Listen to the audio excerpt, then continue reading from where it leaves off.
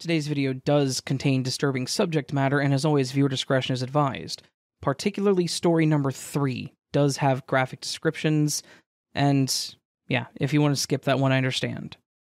Also, if you have a story you'd like to send my way, please go to astheravendreams.com and click the button to do so, and of course, thank you.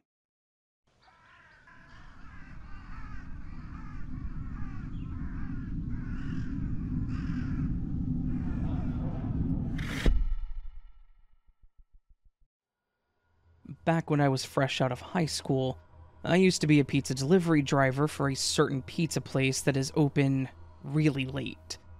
Like, way later than it needs to be. I admit that delivering pizzas at like 1 in the morning is a genius way to get business from drunks and stoners, but I also have to say that the pace sucked, and I was never more tired than the 9 months that I worked at that place. This experience was a few months back, but thinking about it and how it could have gone, it seriously makes me feel like I want to get sick. I won't. I'll push through getting the story written out, but it really does cause a bit of panic in me. It was a pretty typical Friday night. I was nearing the end of my shift and was actually on my last delivery from a triple that was thrown on me by my jerk of a manager who knew that I was about to leave. This being my last delivery, it was the furthest out of the 3. And it was definitely in a more spread out and remote part of our town. I don't live in a big city, but it's fairly concentrated with houses that circle the epicenter, and then there are the neighborhoods that are spread out in every direction. This delivery was in one of those out on the edge neighborhoods. I pulled up to the house after circling the neighborhood a couple of times trying to find the numbers, which, tangent, if you order pizza delivery, please turn on your lights so that we can see your house numbers. Anyways, I circled a couple of times, found the house, and grabbed the pizza to walk it up to the front door. The house looked decent.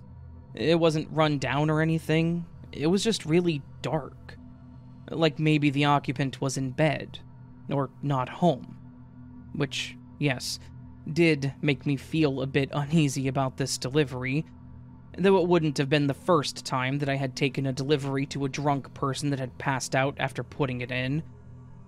I knocked a few times, but no answer. I pulled out my cell phone, and I called the number on the order, but it was disconnected. At this point, I assumed that the delivery was either a prank or the aforementioned drunk person. I sent my boss a text message saying, knocked, no answer, phone disconnected, heading back, and walked back to my car. I tossed the pizza bag into the back seat on the passenger side and started to walk to the other side of my car to get in, when I started hearing footsteps come up from the side. My dumb self thought that maybe it was the customer coming out to say, "Hey, sorry, I fell asleep, can I get my pizza?" But of course it wasn't. No. Instead it was a man wearing a pink hoodie, dark jogging pants, and walking straight towards me with a gun pointed in my direction. I put my hands up and immediately braced for him to rob me, but after a moment, he finally spoke up and said, "Keys, now." I nodded, reached into my pocket, and handed the guy my keys. And after a few moments of my heart racing and my face being drenched in sweat, he motions towards the car and says, "Get in the passenger seat." At first I was thinking I was about to die, and then I was thinking that I could try to run as I got around the car, but again, where was I going to go? I was in the middle of a mostly empty cul-de-sac. Nowhere to go but open fields, and he could easily put a round in my back if I ran. At this point, I realized I had no choice but to follow what he wanted me to do. I quickly complied with his demands, and I got in the passenger seat of the car, thinking that this was seriously going to be my final few moments. He got in the driver's seat, started the car, and started driving down the side roads. I just sat there helplessly, silently staring at the streetlights as we passed them, thinking about what I could say to plead for my life. My hands were seriously shaking and my mind was racing as it occurred to me that this man, he wasn't wearing a mask, which meant that he didn't care if I saw his face. To me, this meant that he didn't plan to leave anyone to identify him, so I was definitely going to die. As we drove in silence, the carjacker seemed to become more and more agitated, glancing around nervously, muttering things to himself and staring at the clock in the road randomly back and forth. It felt like several hours were passing, though it was honestly only a few minutes. I actually started thinking about whether anyone would notice that I wasn't back after a while. I assumed that my manager would notice after a while since I had cash that belonged to the store and had texted him, but that was about it. A lot of strange things go through your mind when you're in this kind of situation, because really the only thing that I could think about was how I was going to get fired if I got killed. Again, not logical, but it was all I could think about. After another few moments, the carjacker pulled over to the side of the road and started breathing really fast. I didn't look at him. I didn't turn my head. I just shut my eyes, thinking, well, this is where he cracks. After a few moments, he screams, "This wasn't what I effing planned!" and then punches the steering wheel. I jumped, and I couldn't help but look in his direction, and he was seriously crying. Like, sobbing. His eyes were filled with a strange mix of anger, desperation, and regret. And he turned to me and just said, I'm sorry that we had to meet under these circumstances." His voice cracked as he said this, and he just shook his head like he was seriously upset. A couple more seconds pass of this awkward silence, and then he turns, reaches behind me, grabs the pizza bag, and exits the car, walking off into the woods on the side of the road. For a moment, I was too stunned to move. But as the feeling in my arms and feet slowly started to come back, I realized that the danger had passed. I hopped over to the driver's seat and sped away, eager to get the hell away from that man and this place. The entire time I was driving, my lip was quivering, my teeth were chattering, and I was shaking, thinking that it wasn't actually over. That someone else or something was going to jump out at me and attack me. Obviously nothing did, and I was able to make it back to the store. I got into the safety of the building and I broke down. I was bawling my eyes out, trying to explain that I was carjacked by this man, trying to explain everything that I had just gone through. Thankfully, my coworkers were able to get me settled down, but then after a few moments, my manager asked me why I hadn't called him or called the police. Honestly, at no point did it occur to me while I was driving away from the situation to grab my phone and call anyone. Stupid, I know, but panic makes it hard to think clearly. They did call the police, and they took my statement, but I couldn't tell them the exact location that he had gotten out of my car, only where he had actually carjacked me. I doubt that he was ever caught, because all I could tell them was what he was wearing and a vague direction of where he could have gone. I'm thankful that he didn't decide that I was a threat to him, or that he needed to do worse than he had, and I honestly think about that night a lot. The fact that I got out unharmed, that he apologized and then stole the pizza. What kind of situation does one have to be in to do that? I don't work there anymore, as mentioned, and I don't do anything related to driving my car or working with the public. I work in a warehouse now, and I love it. Because there's literally no opportunity for anything like this to ever happen again while I'm at work.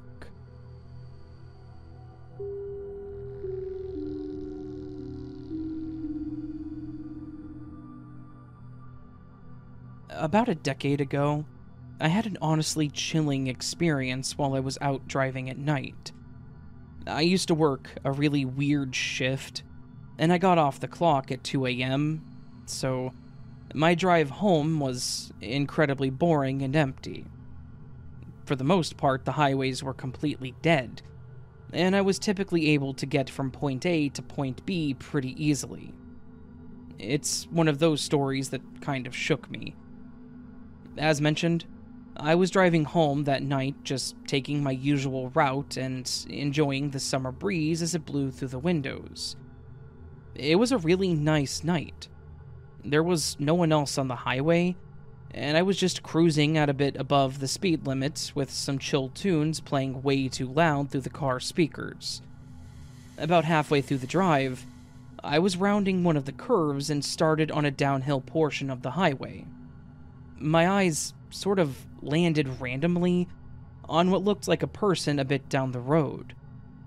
I slowed down, thinking that there was no way that this person was walking on the shoulder of a highway with a speed limit of 65. But sure enough, it was.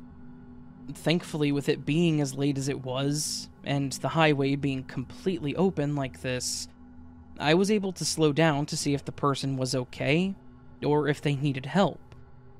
As I slowed down, I noticed that this person kind of looked disoriented and stumbling, like they were either drunk or he didn't know where the hell he was.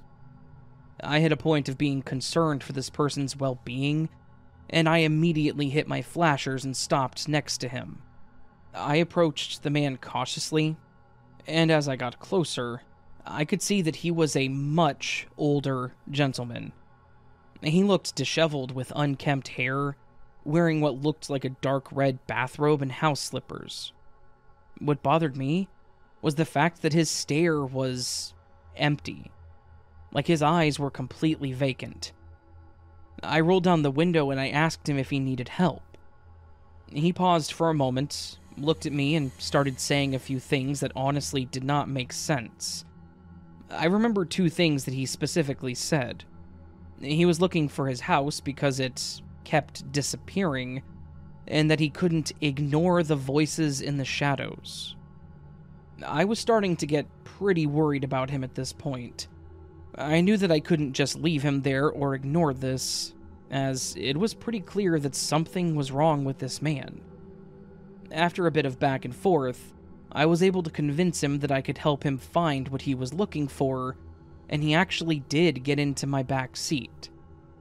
I figured, if nothing else, him being in my car was safer than him walking on the shoulder of the road, and I could probably just get him to a nearby police station so that he could get help. As we drove, his ramblings kept going, and it was making me feel a bit anxious.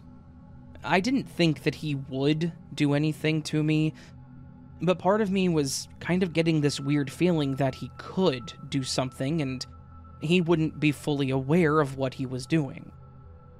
After a bit of driving, though, I was able to get to a police station, and I told him to stay in the car while I went in to explain to them what was going on.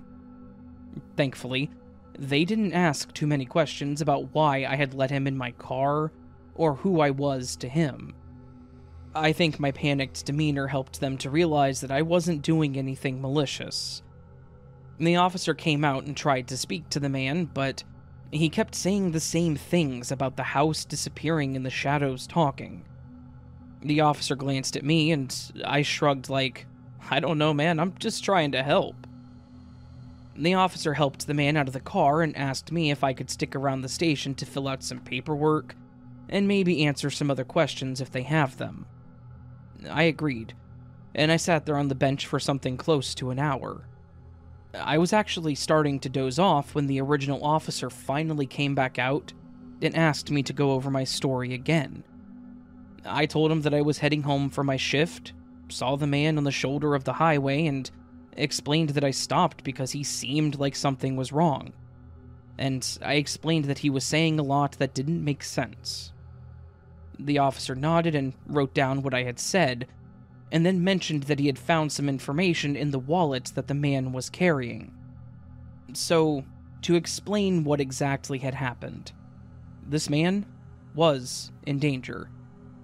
Apparently, he had actually lived at a retirement home almost 3 miles down the highway. The officer confirmed that he had gotten a hold of the retirement home and spoke to the employees, and they confirmed that this man lived there. At some point, after everyone had gone to bed, this man had managed to get out of his room and through one of the exits, and he walked the full 3 miles down the road. Unfortunately, he did have dementia, so why he got out and where he was going and what he was thinking and walking down the highway like that, it's anyone's guess.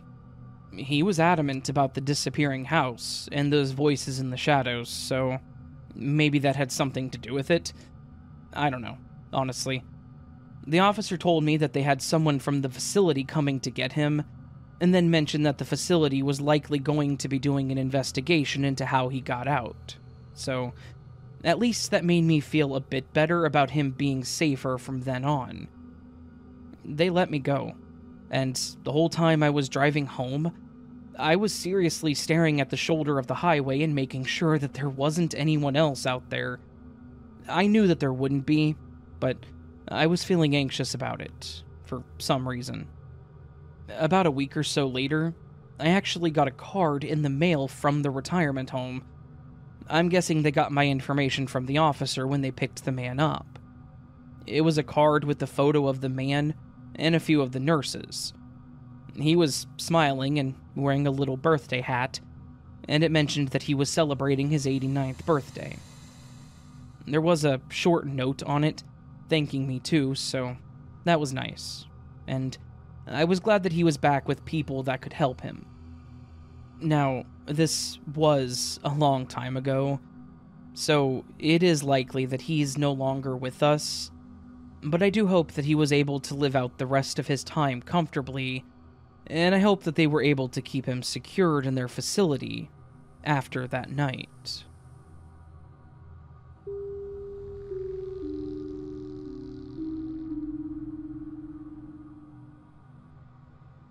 I want to start this story off by saying that it isn't necessarily a horror story, though it was absolutely scary for me.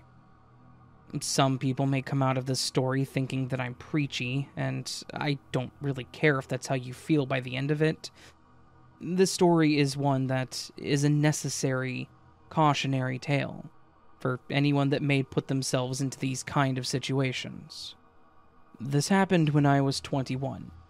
And honestly, it wasn't that long ago. It was in the early 2010s, actually. Back then, I was the type of kid that thought that I was invincible.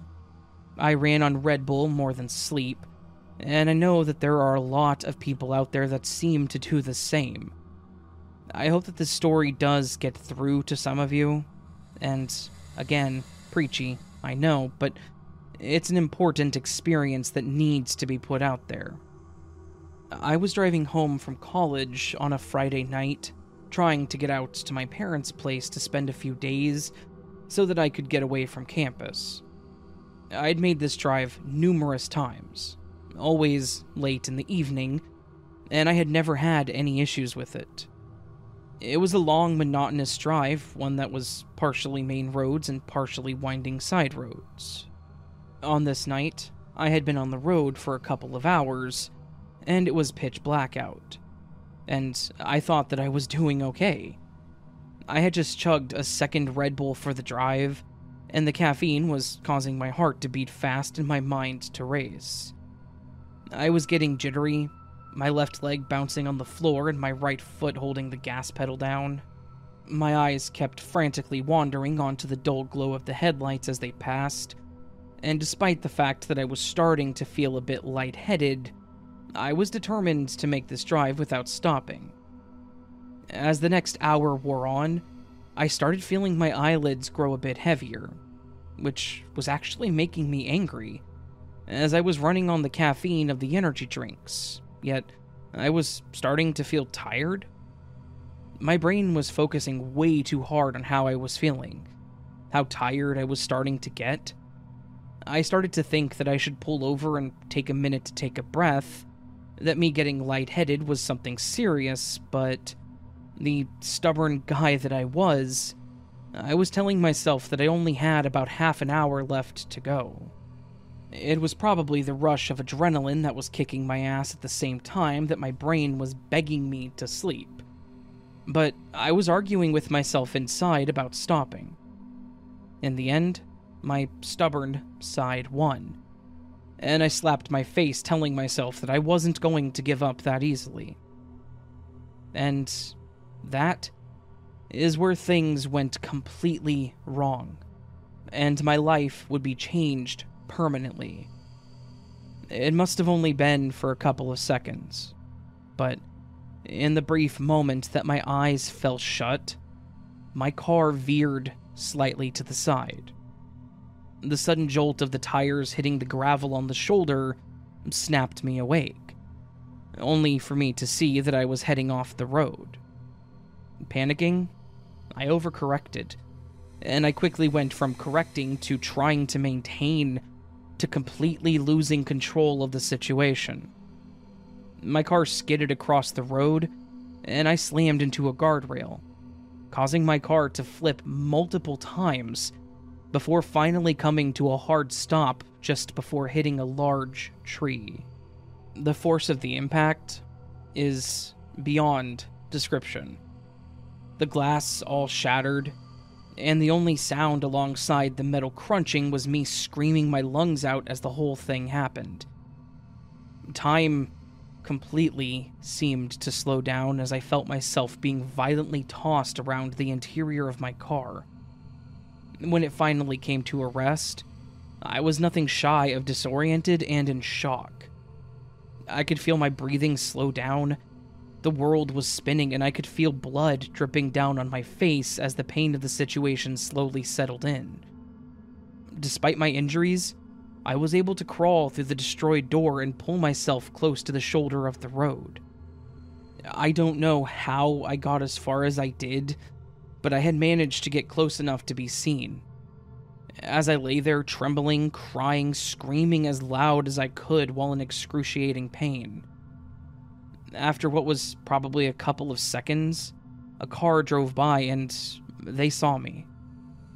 I will say that after I heard him say, "Oh my God, call 911," I completely blacked out. There is a huge chunk of time that is completely gone. My memory goes from hearing that to seeing doctors trying to keep me alive, and then waking up when everything was done. The aftermath of all this was a nightmare. I spent a couple of months under medical care, undergoing surgeries and physical therapy. My body was broken in ways that I can't imagine. And the worst of it was my left leg, which was so damaged that they had to amputate it above the knee.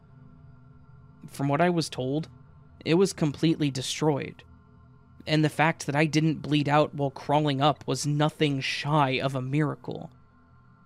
At the age of 21, I was permanently scarred and handicapped to the point that I now spend a lot of my time in a wheelchair. I've had to adapt to having a prosthetic, and everything has been completely different. I have so many scars from that night, and I often find myself jumping up in the middle of the night, screaming, as the memories of the crash keep playing in my head.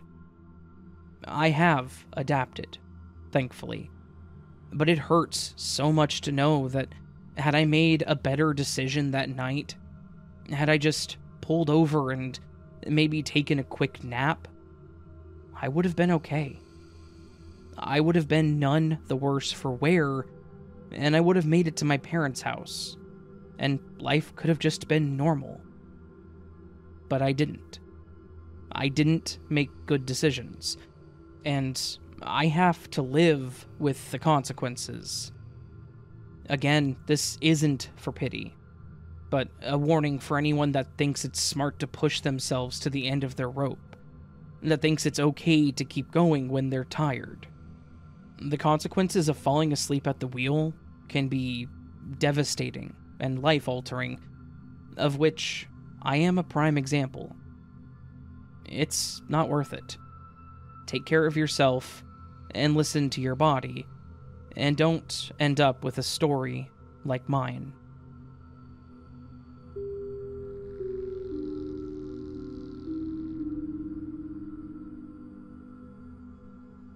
I have family members that live in the middle of nowhere, way outside of any major town or anything. And of course, they are the family that I tend to go see during the holidays. Thanksgiving is one of the major holidays for my family, as it was my grandmother's favorite day, and we get all the extended family on her side together to have a lovely meal, and it's always been a good time. This story isn't about the get-together, though. It's about something that happened after the fact. Most years, I would stay at my aunt's house and leave early the next morning. But on the year that this happened, I was working for a company that was doing a merger with another organization, so they pretty much had shut off all time-off requests, only the specific holidays. And because of this, I had to get home that night so that I could get up at 6 a.m. and get to the office early the next day.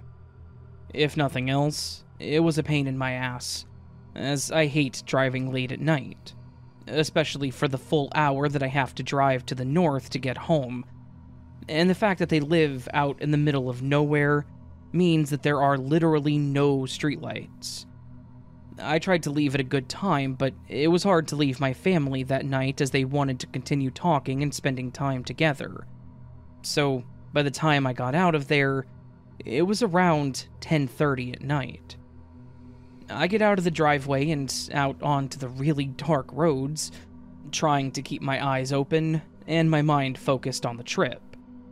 I was definitely struggling, like, really struggling, to keep myself awake. I think that digesting all that food and the hard spike in my blood sugar had really started to take its toll on me. I could feel my eyelids starting to drop as I was going. The longer I went, the harder it was to keep myself going, so I figured that the best course of action for me was to put on some music. Unfortunately, I do have an older car that doesn't have any sort of wireless connectivity, so when I listen to music, it has to be on a CD. The disc that I had in was not going to be enough to keep me awake. I needed something heavy and aggressive. So I ejected the CD and slowed down a bit so that I could reach down onto my floor to grab my CD folder, which is something that I will say was incredibly stupid.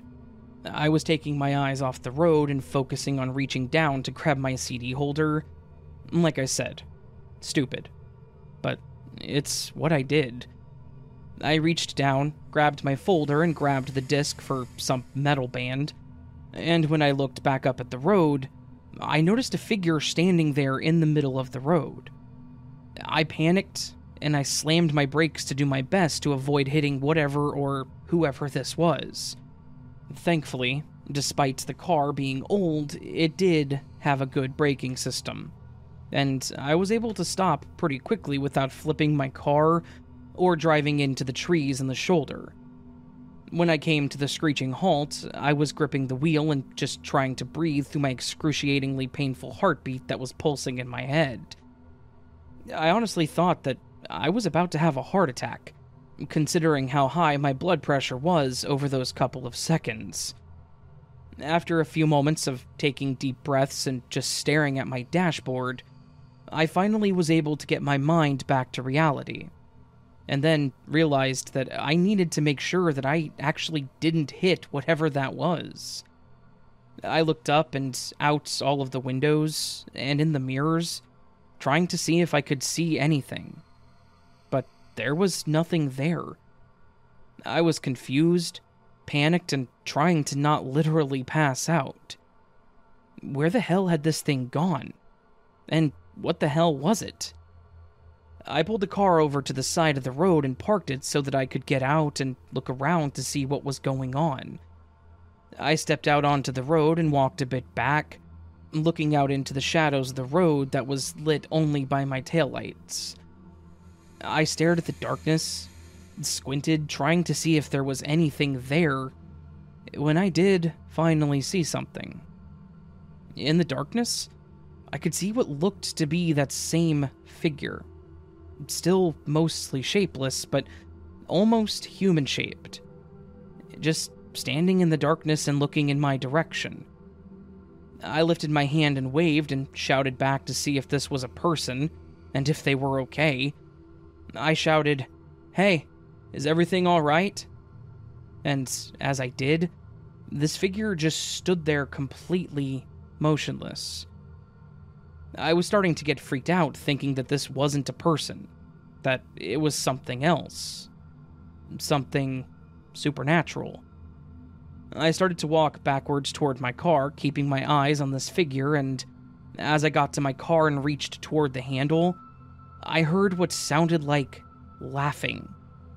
Like a high-pitched giggling voice in the distance, out in the direction of whatever that thing was.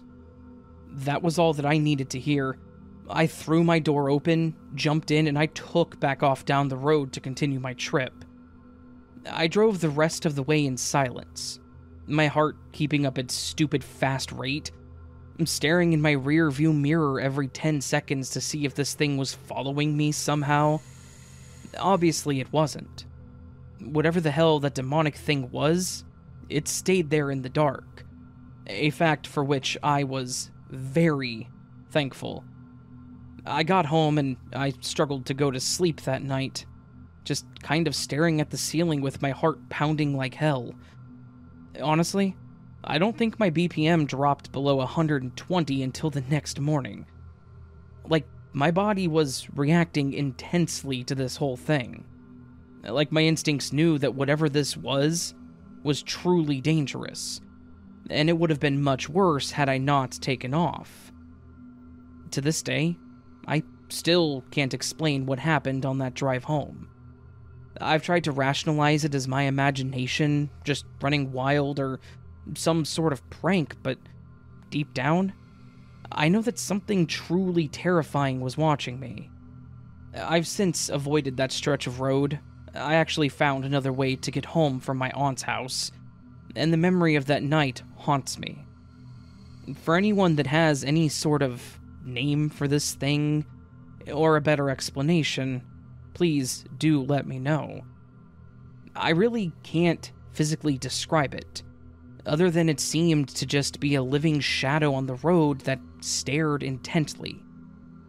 It looked like a person, sort of, but it was mostly shapeless beyond that. It was just intensely dark and creepy. I know that this doesn't help much, but it's the best that I've got for it. Anyways, that's my story, and I hope that I never experience anything like this for the rest of my days.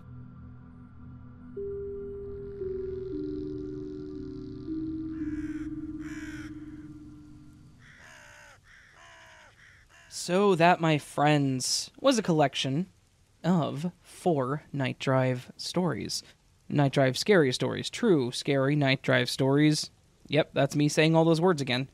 Stories where driving at night is the thing they have in common and the main subject of the stories. This was, in my opinion, a fantastic collection of stories. These were good Night Drive stories, honestly. The one by OneTimeCoconut, that story is... It's devastating, honestly. And I do hope that... I agree with how they presented it, and I hope that if anyone listens to that and is in a situation where they run themselves ragged like that, maybe they can second-guess what they're doing.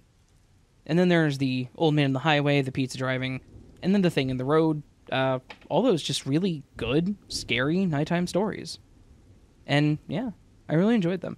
Hopefully you all enjoyed these stories as well. If you did, please do hit that thumbs up button. It does help quite a bit. Thank you to everyone who submitted their stories or those who posted stories online and I found and requested and they allowed me to use them. If you're new to the channel and liked what you heard, consider subscribing. That helps tremendously as well. You can also leave me a comment down below letting me know your thoughts. Do you have any comments in any of the 4 stories today? Please do drop them down below. Yeah. Or if you have any stories you'd like to share, just go to my website, astheravendreams.com, and click the button to do so. And all that stuff and whatnot. Yeah. I do hope that everyone out there is having a beautiful day. It's nice and rainy here in Kansas, and I love the rain. I don't love the humidity. 97% is a little too much. Yeah. Kind of makes it hard to, breathe. Anyways, hope you're all having a beautiful day. I do hope I see you again here very soon, but until then, remember, you are loved, you are valid, you are important.